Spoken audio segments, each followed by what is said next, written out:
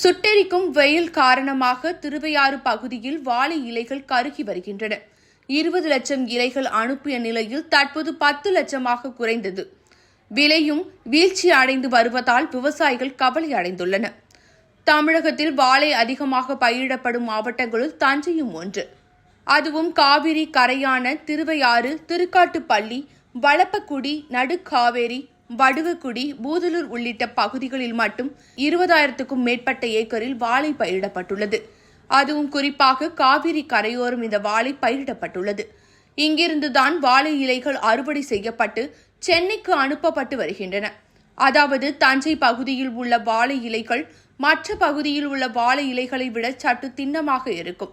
இதனால் இந்த வாழை இலைகளுக்கு தனி மவுசும் உண்டு. மேலும் சென்னையில் உள்ள ஓட்டல்கள், உணவகங்களுக்கு என்று 60% வாழை இலைகள் தஞ்சை மாவட்டத்தில் இருந்துதான் அனுப்பப்பட்டு வருகின்றன.